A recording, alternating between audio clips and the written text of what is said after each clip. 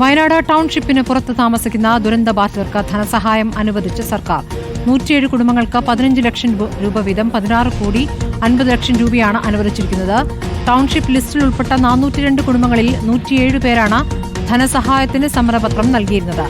ദീപക് മോഹൻ വിവരങ്ങളുമായി. ദീപക്, ഇപ്പോൾ ടൗൺഷിപ്പിന്റെ ഭാഗമാകാതെ പുറത്ത് താമസിക്കാൻ താൽപര്യപ്പെടുന്നവർക്കുള്ള ധനസഹായം അനുവദിച്ചിരിക്കുന്നു. 107 കുടുംബങ്ങൾക്ക് 15 ലക്ഷം രൂപ വീതം.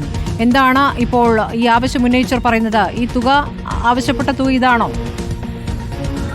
സ്മൃതി, നിലവിൽ മുണ്ടക്കൈ ചൂരൽമല ഉരുൾപൊട്ടൽ ദുരന്തബാധിതർക്കായി സർക്കാർ വയനാട് കൽപ്പറ്റയിൽ ടൗൺഷിപ്പ് നിർമ്മാണം ആരംഭിച്ചിരുന്നു. അതിനിടയിൽ ഈ സർക്കാർ പ്രഖ്യാപിച്ച ടൗൺഷിപ്പിൽ താമസിക്കാൻ താല്പര്യമില്ലാത്ത ആളുകൾക്ക് 15 ലക്ഷം രൂപ ധനസഹായം നൽകുമെന്ന് സർക്കാർ നേരത്തെ അറിയിച്ചിരുന്നു. ആ പ്രകാരമുള്ള ധനസഹായമാണ് ഇപ്പോൾ സർക്കാർ അനുവദിച്ചിരിക്കുന്നത്. ഇതുപ്രകാരം 107 കുടുംബങ്ങൾക്കാണ് 15 ലക്ഷം രൂപ വീതം സർക്കാർ അനുവദിച്ച് ഉത്തരവിറക്കിയിരിക്കുന്നത്. ആകെ 16 കോടി 50 ലക്ഷം രൂപയാണ് ഇപ്പോൾ അനുവദിച്ചിട്ടുള്ളത്. സംസ്ഥാന ദുരന്ത നിവാരണ നിധിയിൽ നിന്നും ഒപ്പം മുഖ്യമന്ത്രിയുടെ ദുരിതാശ്വാസ നിധിയിൽ നിന്നുമാണ് ഈ തുക അനുവദിച്ചിട്ടുള്ളത്. ടൗൺഷിപ്പിലെ ലിസ്റ്റിൽ ഉൾപ്പെട്ട 402 കുടുംബങ്ങളിലെ 107 പേരാണ് ധനസഹായത്തിനായി സമ്മതപത്രം നേരത്തെ നൽകിയിരുന്നത്. ഈ വയനാട് ജില്ലയിലെ തന്നെ മുണ്ടക്കൈ ചൂരൽമല പുനരധിവാസവുമായി ബന്ധപ്പെട്ട സർക്കാർ നിർമ്മിക്കുന്ന ടൗൺഷിപ്പിന് പുറത്തു നിൽക്കുന്ന ആളുകൾക്കുള്ള സഹായമാണ്. അതുമായി ബന്ധപ്പെട്ട പുനരധിവാസത്തിനുള്ള face 1, face 2A, face 2B ലിസ്റ്റിൽ ഉൾപ്പെട്ട 402 ഗുണഭോക്താക്കൾക്ക്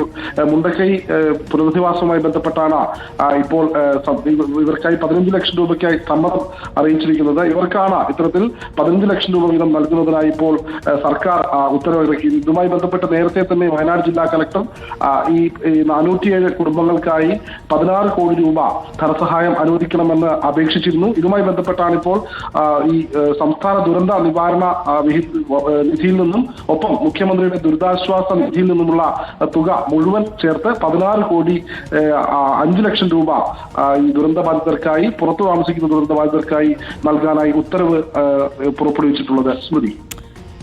ശരി, ദീപക് മോഹനാണ് വയനാട്ടിൽ നിന്ന് വിവരങ്ങൾ നൽകിയത്.